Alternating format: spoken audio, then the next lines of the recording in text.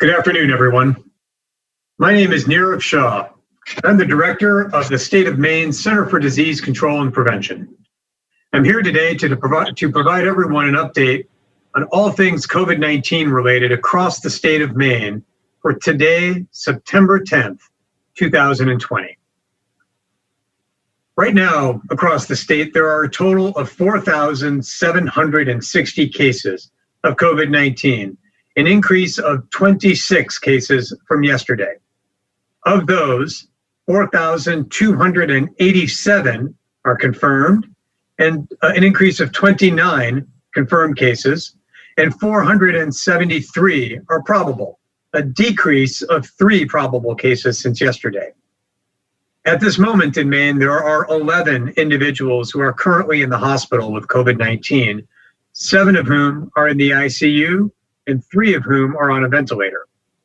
134 individuals have passed away with COVID-19, the same number as it has been for a few days now, and 4,153 have recovered, an increase of 18 recoveries since yesterday.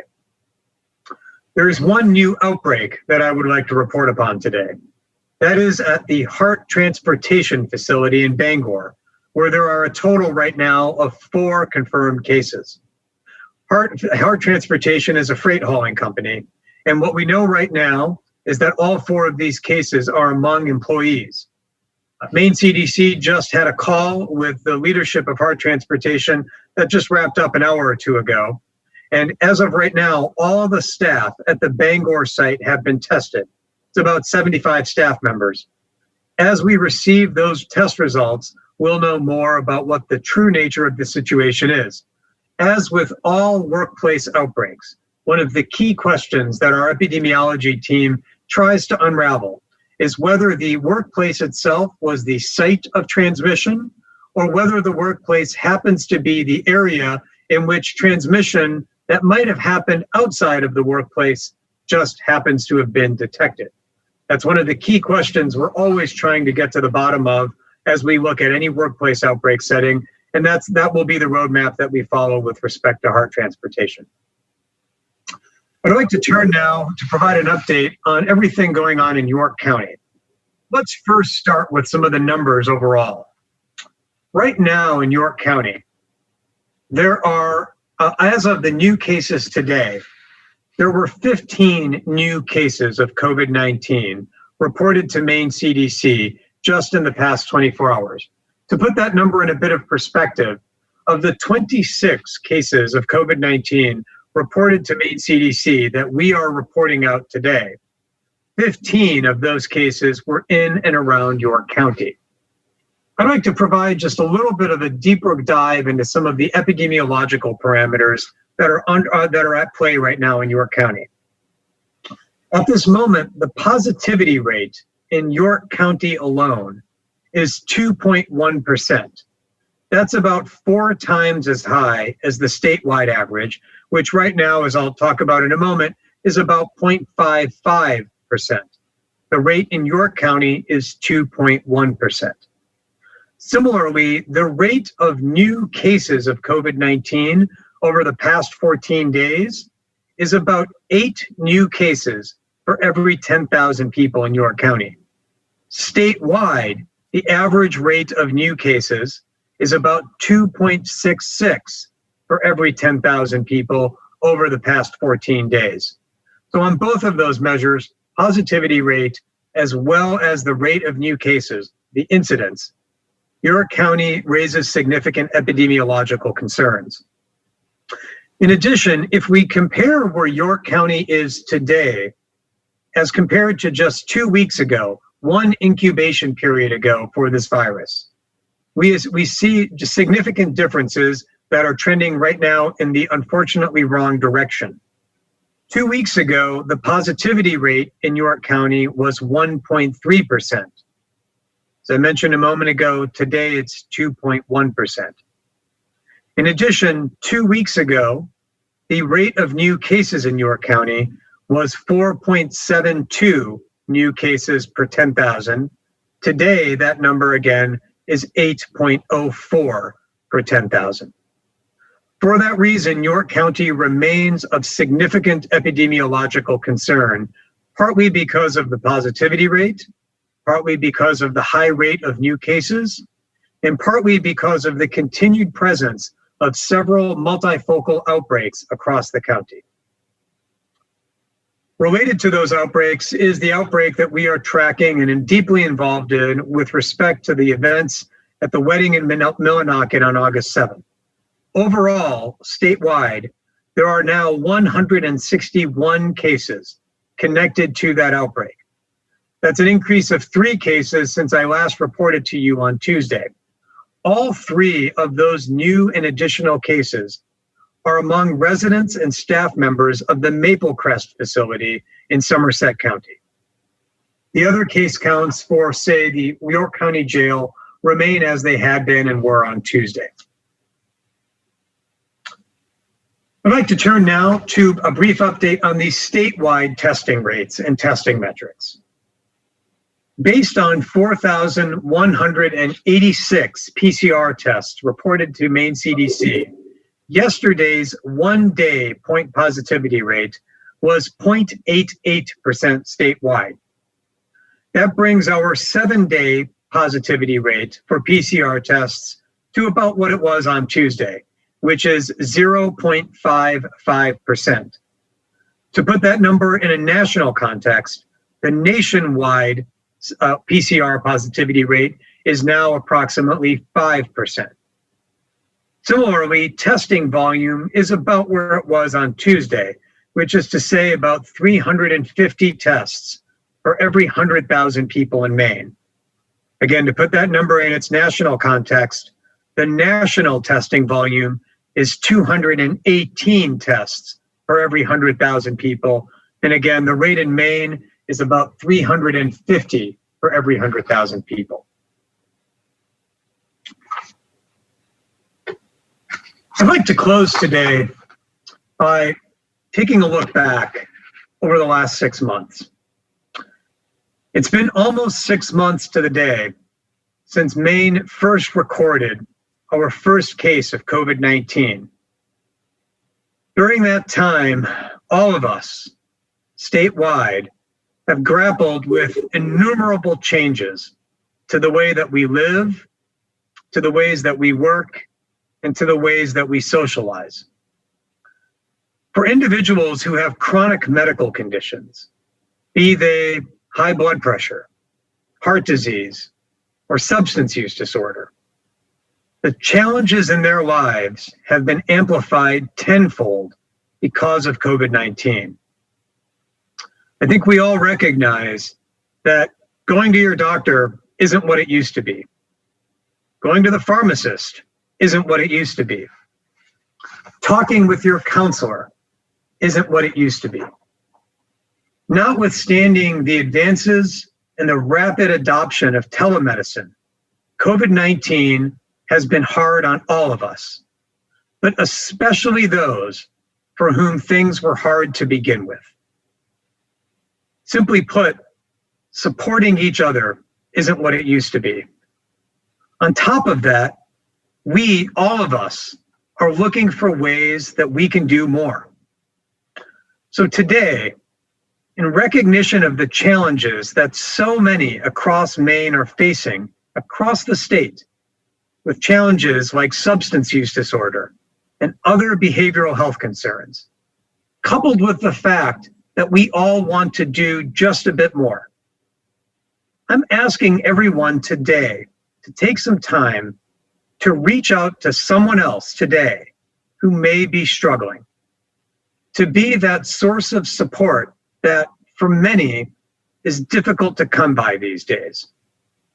To be honest with everyone, in my own life, I have a tendency to just say, that person that I'm worried about, they'll call me if they need help. They'll let me know if they're in distress. But that's not right. It wasn't right even before COVID. But COVID has made it that much harder for all of us to look out for one another.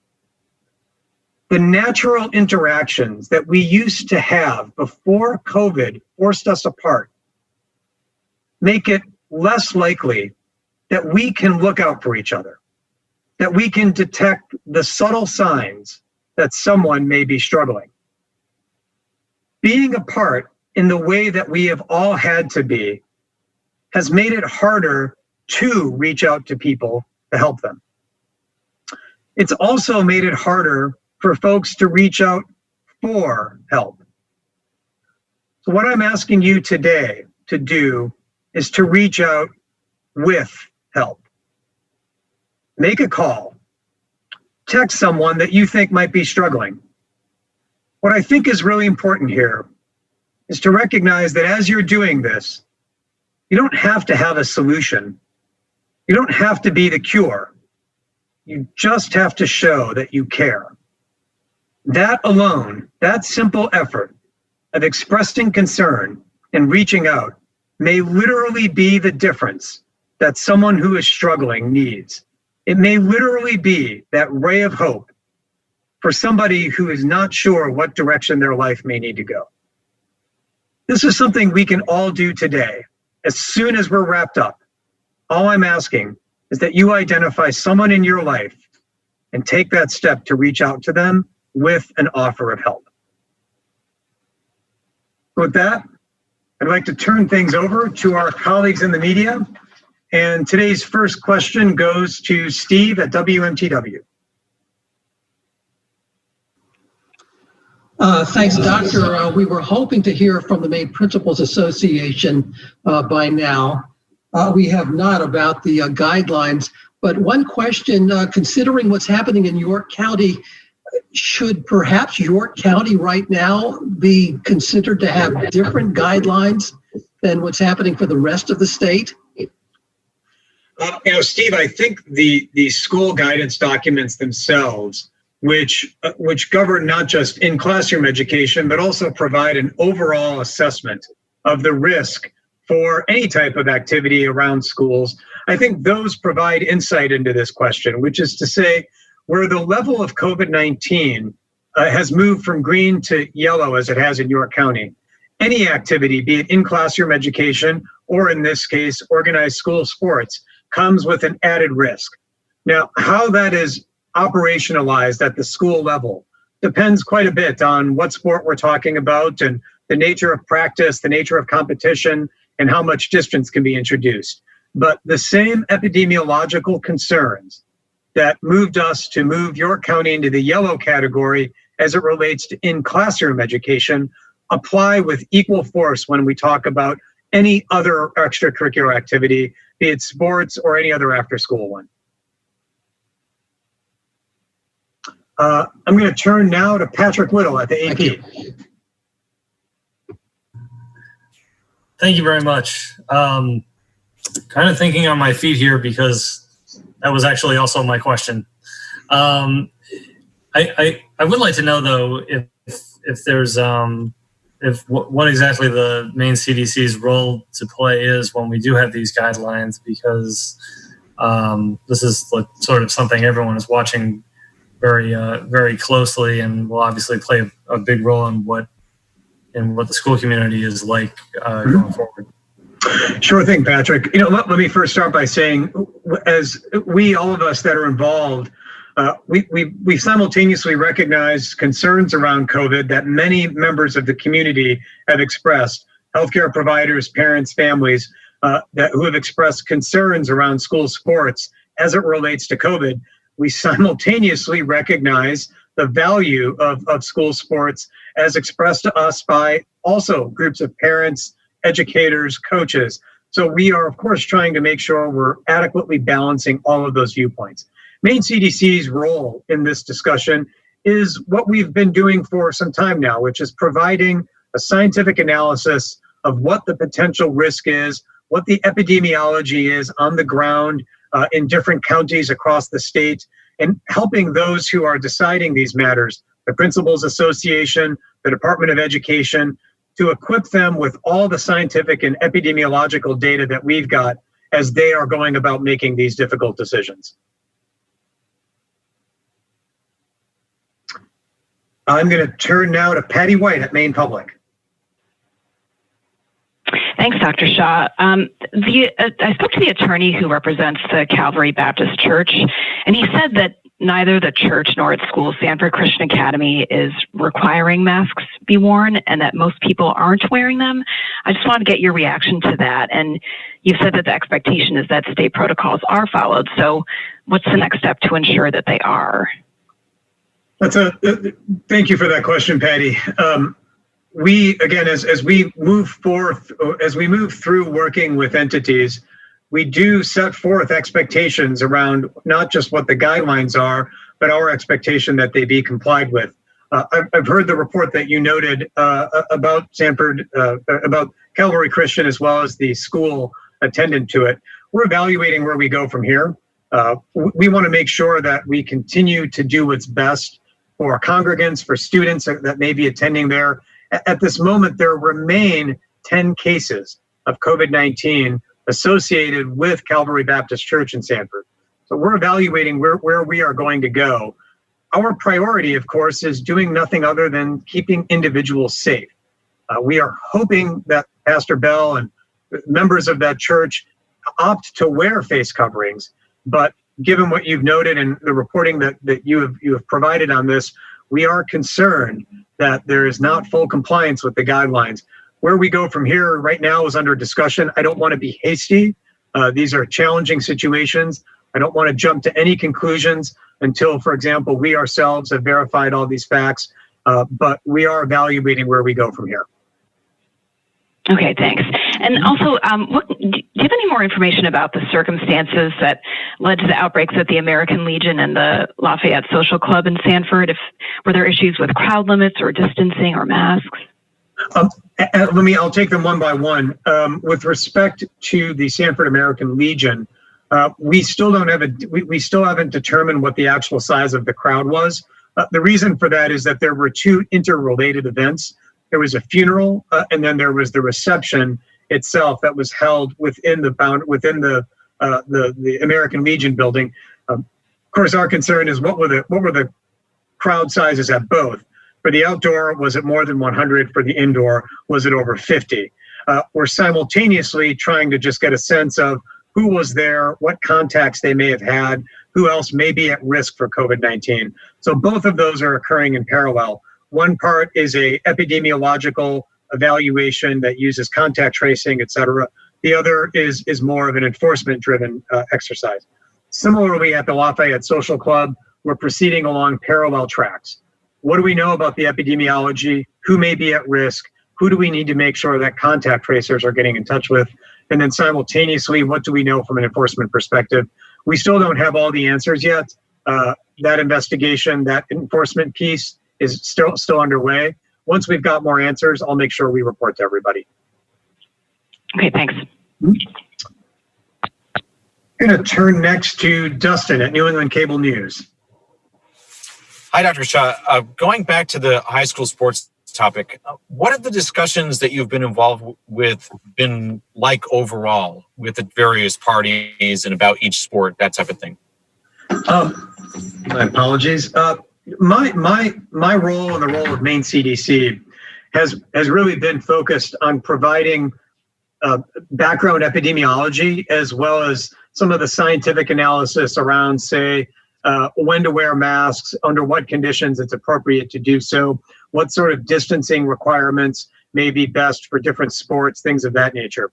So the nature of the discussions that I have been involved with have been entirely scientifically driven and scientifically based. It really has been more of an effort led by the Department of Education, Commissioner's Office at DHHS, and the Principals Association that have taken that information and moved on to the next step about what the recommendation should be.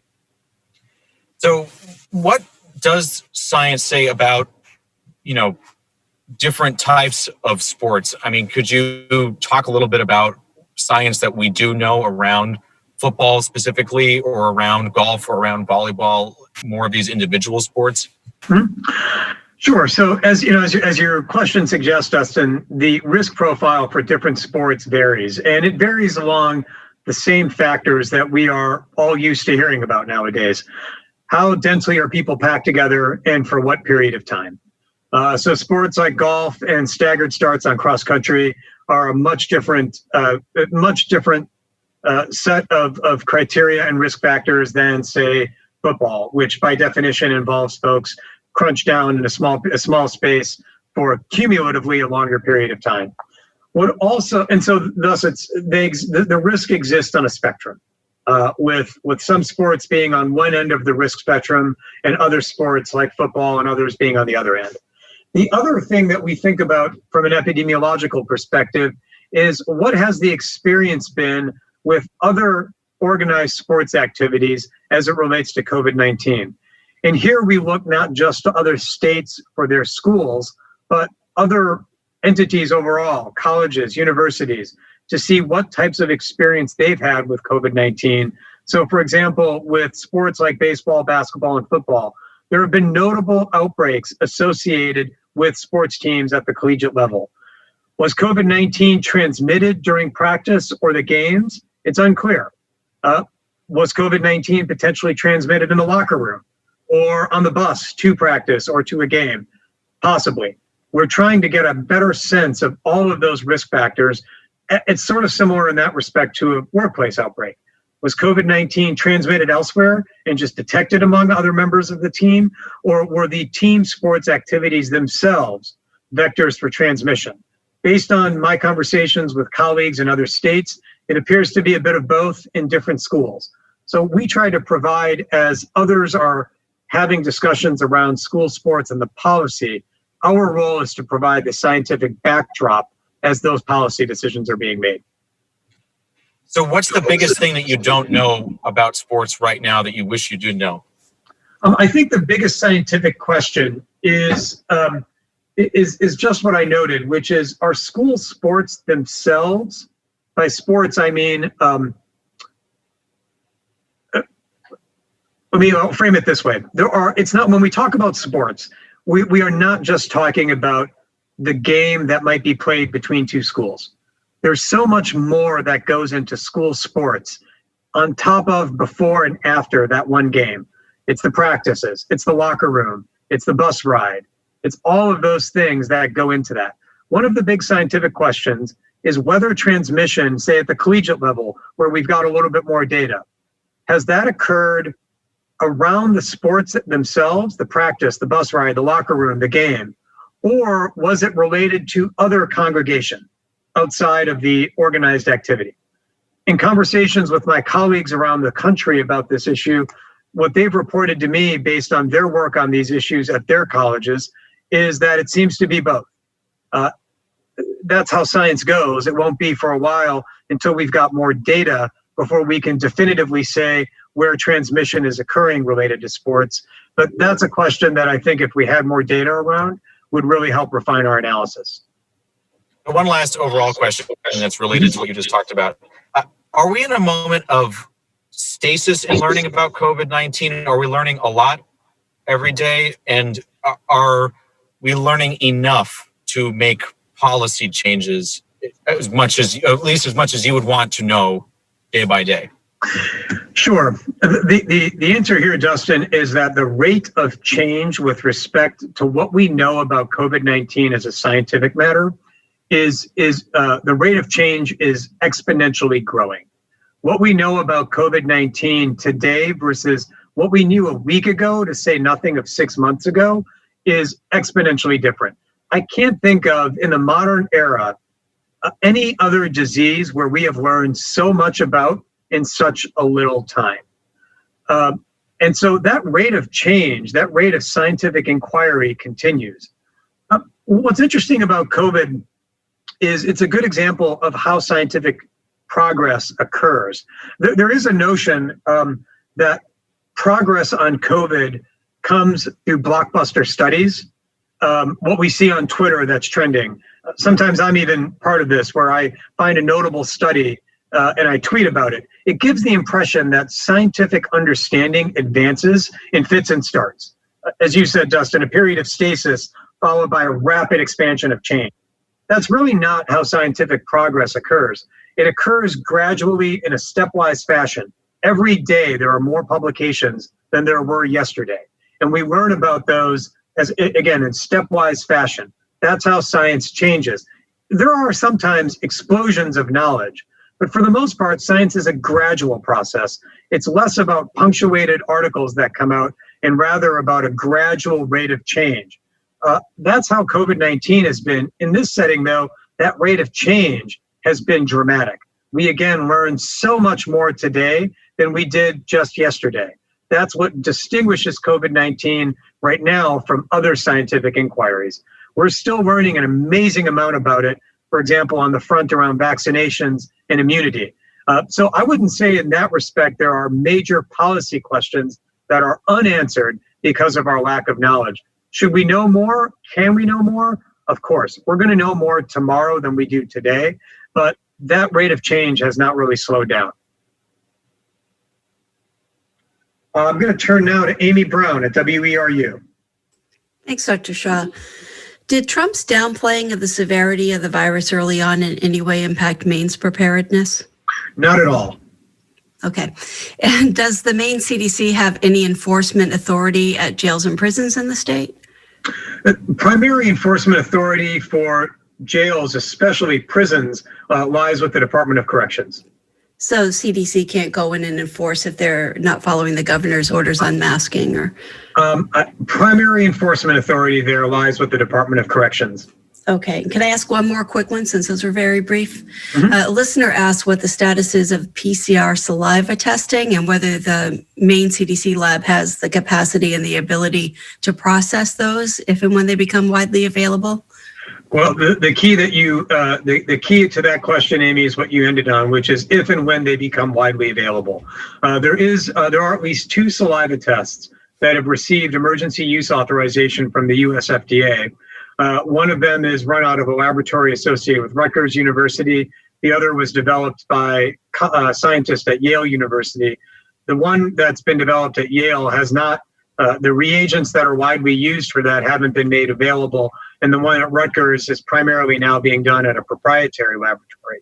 So right now at this time, I think the key there is the if and when they become widely available.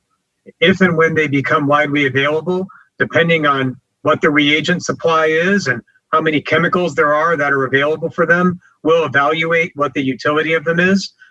Saliva testing is an exciting development with respect to COVID-19. It does, however, take more time.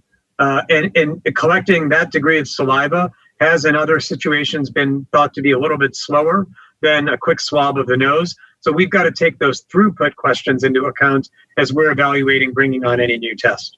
Great, thank you. I'm going to turn now to Joe Waller at the Press Herald. Yes, hi. On the testing expansion, has that primarily been the swab and send sites as the reason for the testing expansion, or are there other factors? And can you explain what the other factors are for why testing has improved? And then my second question is about the Calvary Baptist Church and school. What would the states? I know you said you're still looking into, how well or not well they are complying, but what would the states what could the state do in terms of enforcement for church and a private school? Can you explain that a little bit? Thank you. Sure. So Joe, let's start with the increase in testing volume that's occurred across the state. As I've mentioned before, it's increased dramatically. As of Tuesday, it had almost more than doubled in a 30-day period, more than doubled in a 30-day period.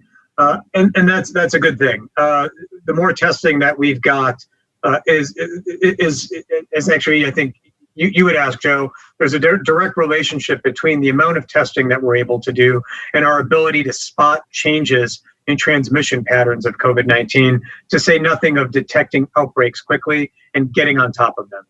The increase in testing volume is being driven by a couple of factors, one of which is the increased availability of testing at the Maine CDC laboratory here in Augusta.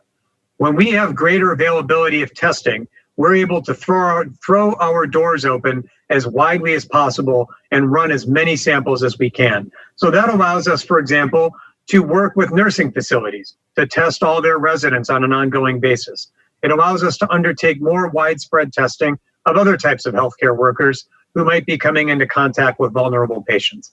So that availability, owing to the work that the Maine CDC laboratory staff have done to bring on the mobile lab, is a big reason that our testing volume statewide has increased. Another reason is coincident with that, which is bringing on the swab and send sites.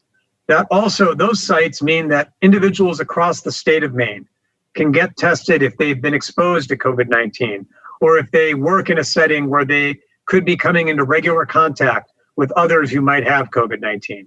Those swab and send sites are now open and operational across the state. Those sites send their specimens to the Maine CDC lab, and thus another reason there is the swab and send sites. Those are, I think, the two primary factors driving the increase of testing volume. A third is the testing that colleges and universities are doing, as they are going through their processes of testing students who are arriving on campus on an occasional, on a frequent basis. Those results also get reported to Maine CDC and are also reflected in our numbers. Not all of those tests are being reported electronically. So if anything, the numbers that I've reported right now are something of an undercount. And then, Joe, you asked about potential enforcement actions with respect to Calvary Baptist Church and the school associated with it. Joe, I don't want to speculate as to what we might do or what we, in this situation. Really, I think it's important not to rush to hasty judgments or conclusions. Our focus right now is on getting all the facts and making sure that we know what they are as we go into evaluating our next steps. I'd rather not speculate or hypothesize about what we might do. Right now, I really don't want to be hasty. I want to get the facts first. I'm going to turn next to Rebecca Stefanski at News Center. Hi, Dr. Shah.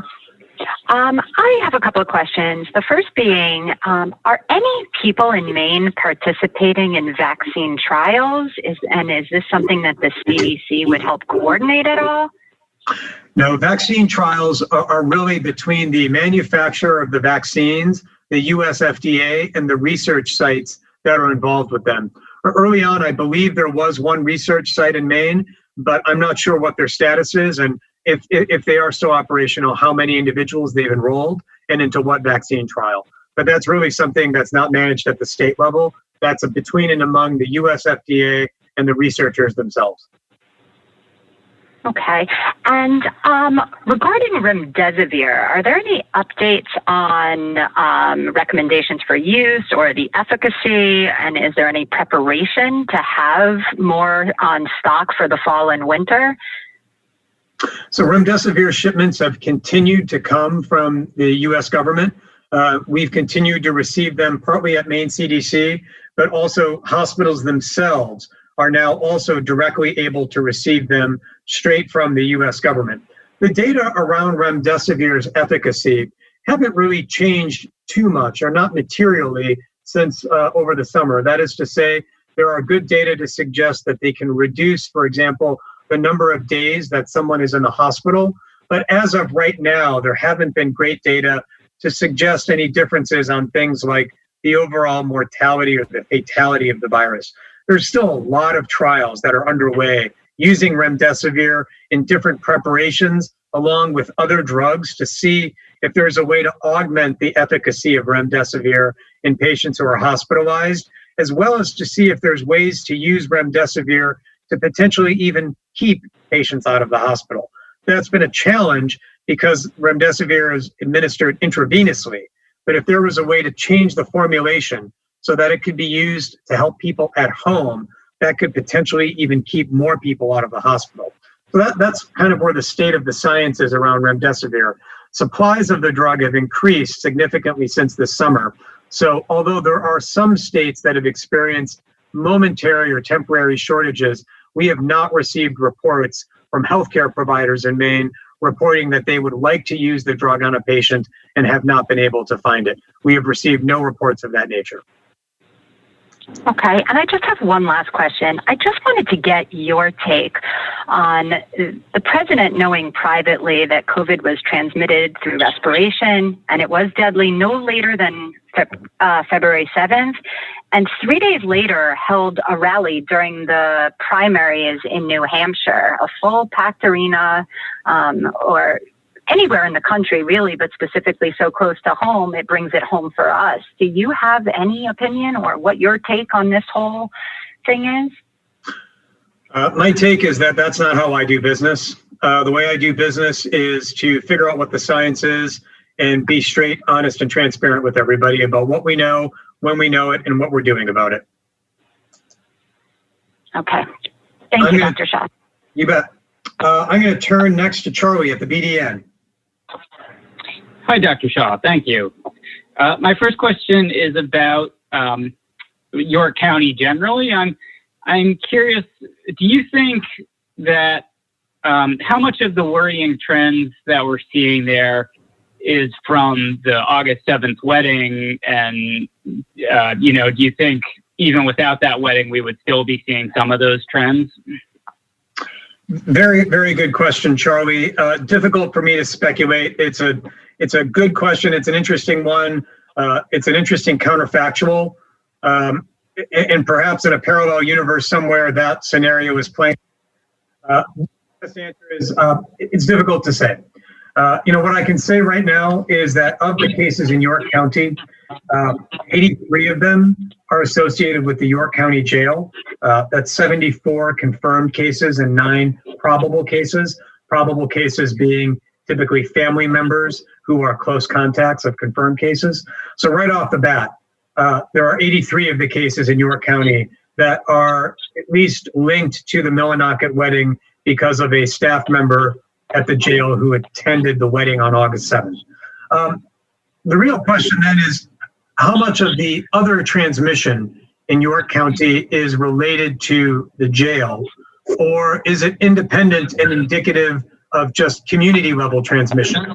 The straight answer, Charlie, is, what I'm going to say is, again, one of those things that is really difficult for scientists to say, but in keeping with Rebecca Stefanski's question, I don't know the answer, is the best thing I can say. It is possible that there are linkages between the York County Jail and other outbreaks in York County that we may not have fully elucidated. It's equally plausible that they are independent events. The straight answer is we just don't know at this time. It's a hard thing to say for people in science, but it's the truth. Okay, and my other question is about the back to Calvary, the Calvary Baptist Church. Do you have any numbers on how many tests have been done of people there and how many church members have declined tests? And similarly, do you have any information on whether how many people have been cooperating versus not cooperating with contact tracers? Sure. On the testing piece, Charlie, we don't really track down to or I don't have right now, I should say, the numbers around how many people at the church have agreed to be tested versus agree or declined to be tested by their primary care provider, so on and so forth. In any outbreak setting, we recommend that anyone who is potentially exposed, let alone was a close contact, we recommend universal testing in those settings. So we can try to see if we've got better data around the uptake of that testing. I don't have it right now with me. Now, with respect to contact tracing, cooperation among members of the church around contact tracing has been good. We've been able to detect additional cases. That's one reason last week the case count jumped from 5 to 10. And so we appreciate the cooperation of members of the Calvary Baptist Church for their working with us around contact tracing. Okay, thank you. I'm going to turn to Morgan at WABI next. Hey, Dr. Shah, thank you for taking my questions today. Despite what is announced about sports today, I just want to ask you, do you think it's safe to have sports, for schools to have sports this year? Morgan, one thing there, which is when we think about sports, it's it is, sports are not a monolith. And so the safety of any particular activity really depends on the nature of the activity and the circumstances in which it is being done. So even some activities that we might have thought typically would be, quote, risky, can be done in a safe manner, provided folks are wearing masks and distancing. The same applies with sports. I think the way that I think about sports is that the safety of after-school sports, as well as a lot of other extracurricular activities, exist on a spectrum. Some sports are inherently going to be safer than others. Again, things like golf and staggered start cross country. Then you move into sports where there's more close contact, things like tennis, and then all the way up to sports where they are almost typified by their close contact, things like football. There's no single answer. It really does depend on the sport.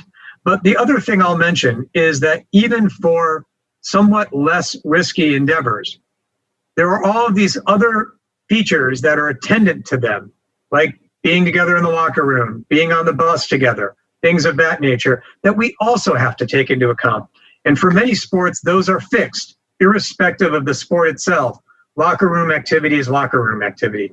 Being on a bus going to a traveling match is being on a bus going to a traveling match. Doesn't matter what type of activity you're doing.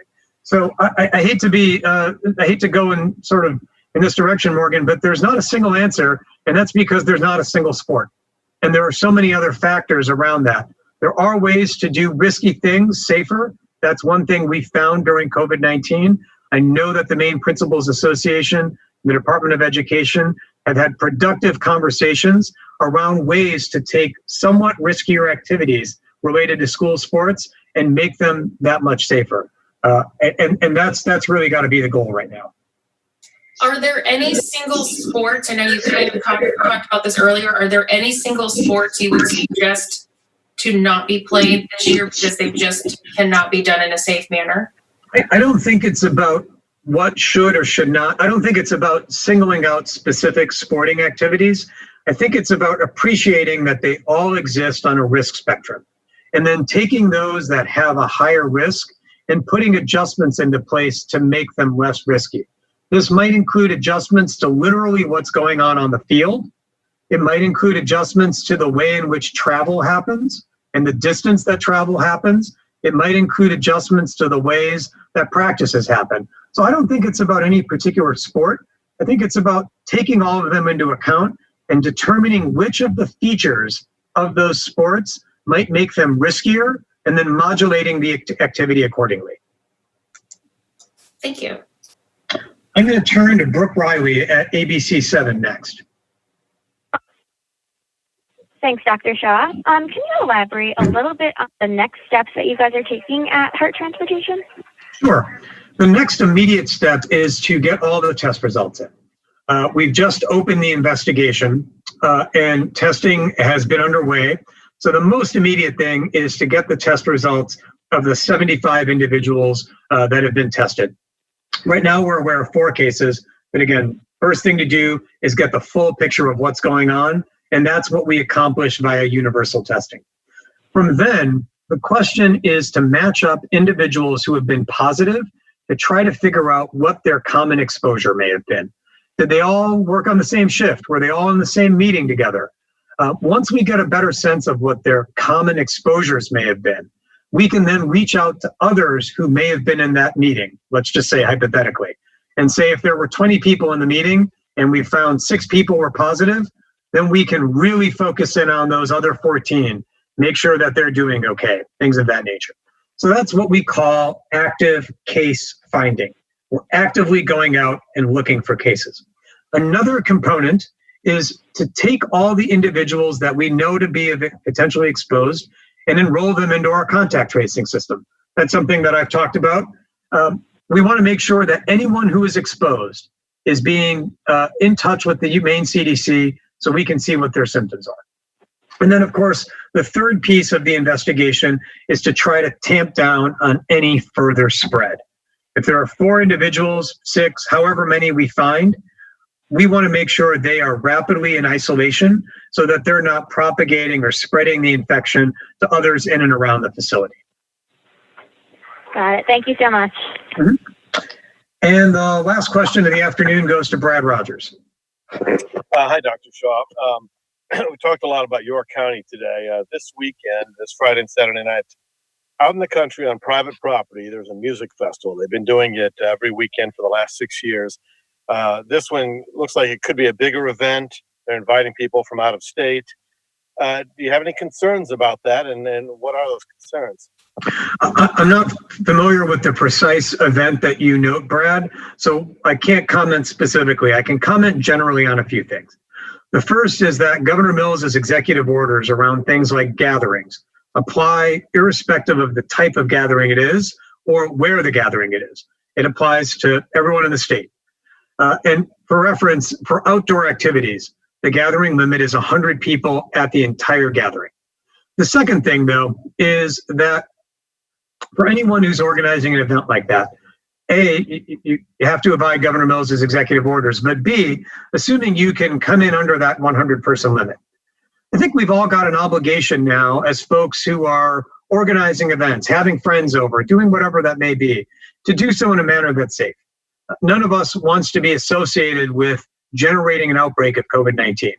And fortunately, for folks who are organizing events, the steps that can be put into place to keep folks safe are things we've talked about for many months now. Making sure everyone's got a face covering on, offering them to folks who may not have one to come up with, providing as much physical distancing as possible at the event. These are the things that I think all of us have an obligation to do as we are organizing events. That is, but right now, the safest way to keep everyone safe from COVID-19 as we are going through this process. It's tough to do. I recognize that. We all want to get back to the way things were before, but we're not there yet. And with respect to COVID-19, especially in York County, I think the numbers that I read off should be a clarion call to everyone involved. We have to do better in order to keep vulnerable folks safe. Before I wrap up today, one point of clarification and then one closing remark. I mentioned earlier that we do not yet have all of the results that are being reported electronically from testing done at colleges and universities. I was not precise enough in my comment there.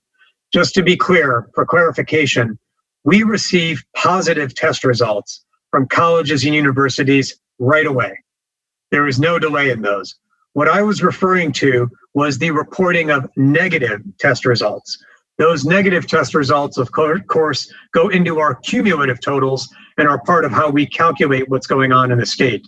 But for the avoidance of all doubt and for clarity, I misspoke, and I wanted to clarify that we get positive test results from colleges and universities immediately. It's the negatives that I was referring to. And finally, to close on the note that I raised earlier, these are difficult times for all of us. They remain difficult, recognizing that they have been difficult for so many for so long now.